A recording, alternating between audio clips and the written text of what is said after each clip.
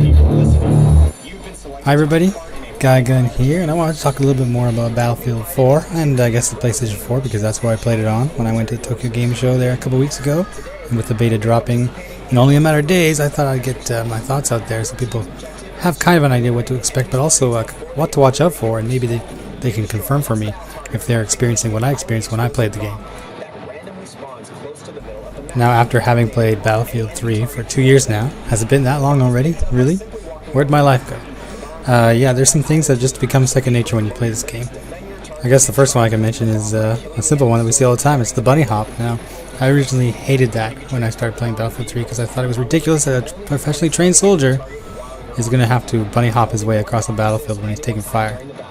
But it turns out that maybe DICE's hit detection in that regard was not very good, so it was awfully hard to kill some people when they were jumping over things or just jumping in general, and that came to be accepted as just par for the course for the game. Everybody bunny hopped, and that's just the way it was. So I got into Battlefield 4 on the PlayStation 4, and near the beginning there, I found myself bunny hopping, trying to get somewhere, and I thought to myself, you know, I'm not moving as fast as I'm used to. Could it be that DICE has addressed this and now hopping your way somewhere is not as fast as running? I hope that's the case because aesthetically anyway, it looks a lot better when people are trying to advance on foot as opposed to just bunny hopping and leapfrogging their way across an open field. Sure, this is a small thing, but then like I said, I didn't have a lot of time with the game. I got to try 2 cracks at it and played it for about a total of 30 minutes. Another thing I noticed is that it takes a while to get used to this new kill feed. I don't know if I like it as much as I like the Battlefield 3 one, but I'm sure that we'll all get used to it after playing the game for roughly 5 minutes. But one thing I noticed as I was playing, and as I was watching other people play, is that multi-kills seem to be easier to get in 4 than they were in 3. There were a couple times when I was playing and I was shooting into a doorway. We were firing across a lobby in this very tall building, of course, in Shanghai. And I was getting hit markers, and then I started saying, you know, you killed this guy, and then all of a sudden it said multi-kill. And that struck me as odd, seeing as I only saw the kill feed 2 names in there. But when I was watching somebody else play, he had an LMG. He was firing into a doorway as the enemy team was trying to come out of there, and he would down 1, 2 people, and he'd get hit markers. But then it would say multi-kill as well, even though I didn't see the 4 kills come up on the kill feed. So now I'm wondering to myself, are the requirements for multi-kill just a little bit leaner in Battlefield 4 than they were in 3, or is the triple kill gone now, and that multi-kill is now 3? I guess we'll find out when that beta drops in only a couple days.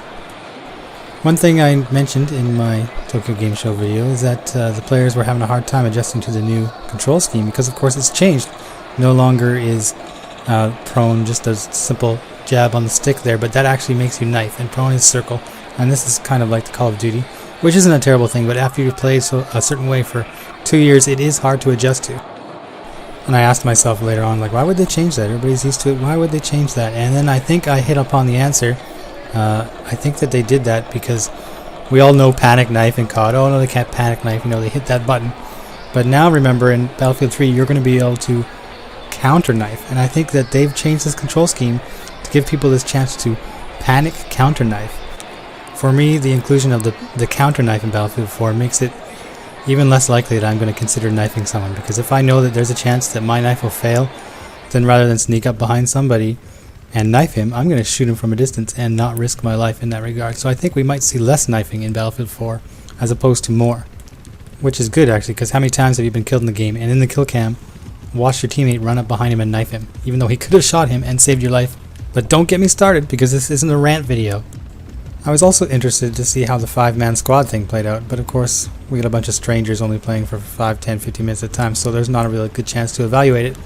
But I think they just decided to put the 5-man squads in there in the hopes that they can keep people, or groups of people, alive long enough that they get a chance to reach their full potential in that upgrade bar. That aspect of the game doesn't interest me too much. I don't really care how many people are in my squad or, you know, the upgrades, even though they'll give me a little bit of an advantage.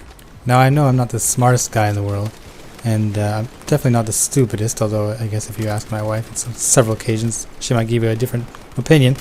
But the last time I checked, 64 is not divisible by 5. So does that mean that we're playing multiplayer on these 64-player maps, that there's going to be 1 or 2 squads who are unable to get a 5th member in, and then are somewhat handicapped in reaching the same upgrades that other people on the map are getting? So this is another thing that I hope will be answered when the beta drops in a couple days. Now let's talk about how the guns perform a little bit.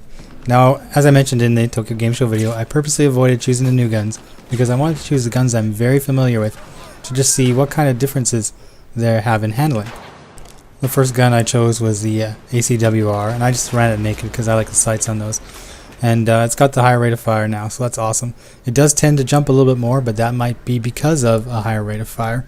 But it also might be because, as I found out with the AUG 3 as well, it just seems that the recoil is more pronounced. Like, you gotta fight it just a little bit more.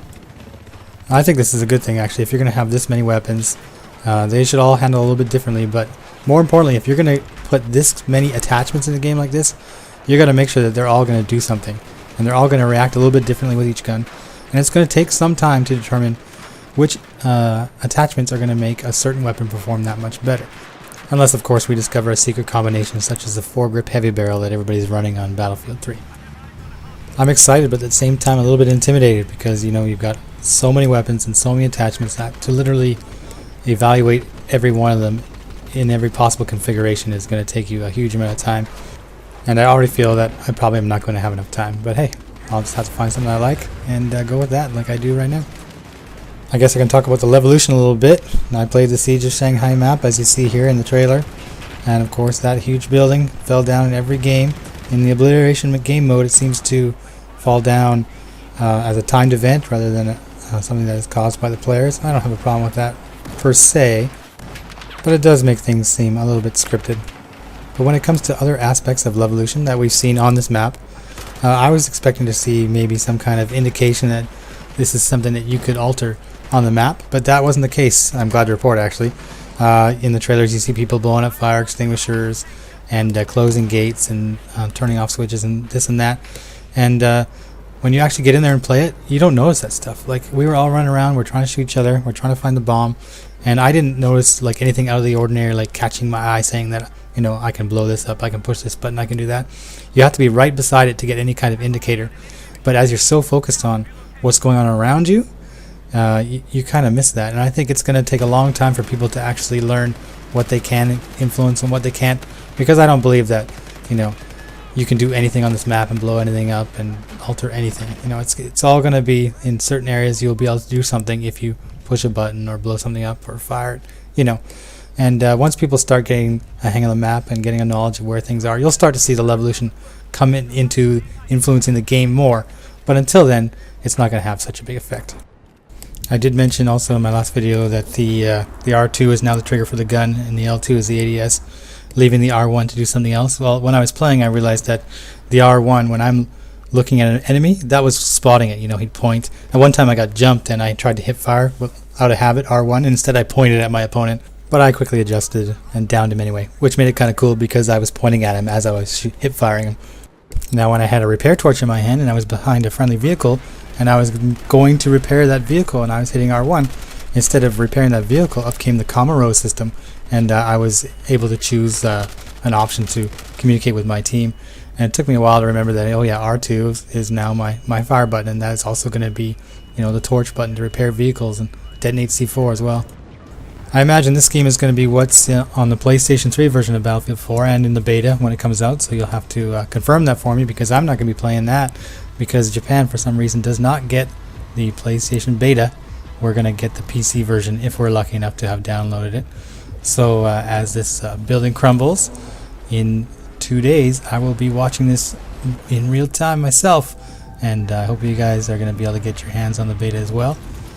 After we play that for as long as they're going to give it to us, let the comment streams begin, let the raging and the praise begin, and let's see what becomes of Battlefield 4 when the real launch arrives. We'll see you later.